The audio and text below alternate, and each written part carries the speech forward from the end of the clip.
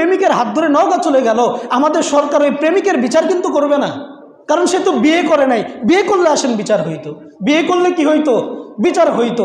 বাল্য বিবাহ করলে সমস্যা, কিন্তু ওই 6-7 বছর 8 বছর থেকে প্রেম প্রীতি করলে আমাদের সরকারের, আমাদের বাংলাদেশ সরকারের কোনো কি নাই, মাথা ব্যথা নাই।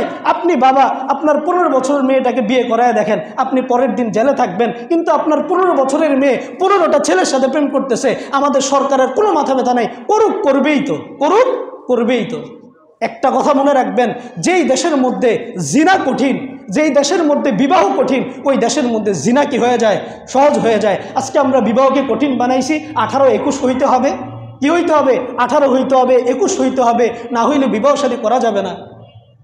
এই জন্যই আজকে আমাদের সন্তানরা 10, 12, 15 বছরের সন্তানরা 12টা 15টা করে প্রেম কইরা অন্যদের হাত ধরে কি করতেছে, পালায়া যাইতেছে। আর আমরা বাবারা অসহায়ের মতো, ভাইয়েরা অসহায়ের মতো তাকে দেখতেছি, কিছু বলার আমাদের নাই।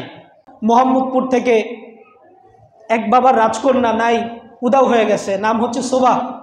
তারে পাওয়া গেছে কোথায়, নওগাঁতে। কোথায় পাওয়া গেছে, নওগাঁতে। মেয়ের বয়স মাত্র 11, মেয়ের বয়স মাত্র কত, 11।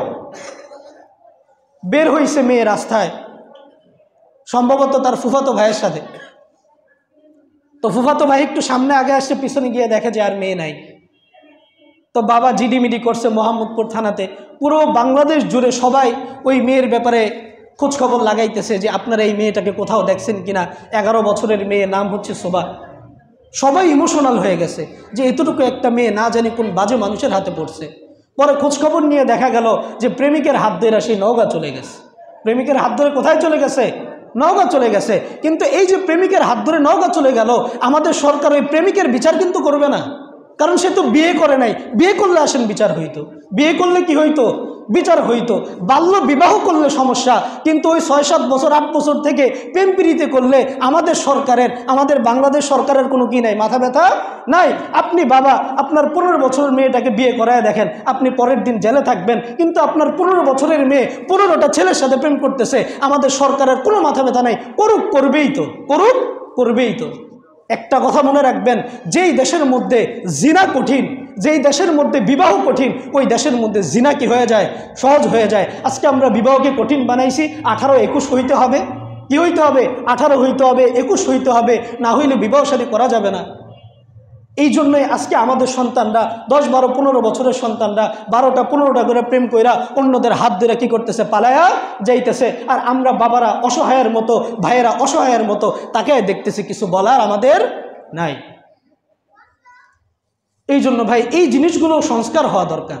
আমরা তো এখন সংস্কার শব্দটার সাথে অনেক বেশি পরিচিত, অনেক কিছু আমরা সংস্কার করতেছি, আকামের জিনিস আমরা সংস্কার করতেছি, কিন্তু এই ভালো জিনিসগুলো কি হইতেছে না, সংস্কার হইতেছে না। ভালো ক্ষেত্রে কি হইতেছে না, সংস্কার হইতেছে না।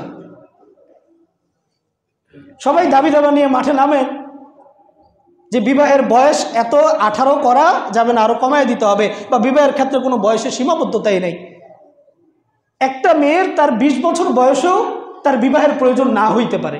আবার একটা মেয়ের 12 বছর বয়সে, এই যে 11 বছরের মেয়ে ভাইগা গেছে গা, তার তো বিবাহের প্রয়োজন আছে, তার তো কি আছে, বিবাহের প্রয়োজন আছে, ধরলাম।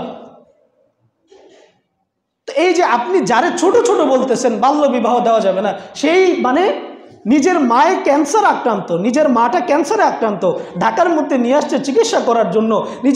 নিজের মা ক্যান্সারে আক্রান্ত মাকে ফালাই দিয়া তার হারাম সম্পর্কে থাকা ছেলের সাথে সে ভাইগা নওগাঁ চলে গেছে।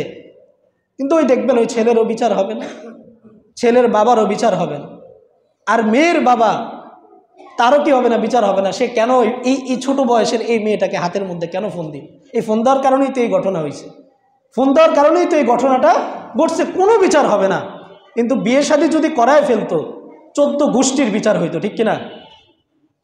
এই জন্য ভাই দেখেন, আমাদের সমাজ, আমাদের দেশের মধ্যে বিবাহটাকে কঠিন করা হয়েছে। এই জন্য জিনাটা কি হয়ে গেছে, সহজ হয়ে গেছে। জিনাটা কি হয়ে গেছে, সহজ হয়ে গেছে।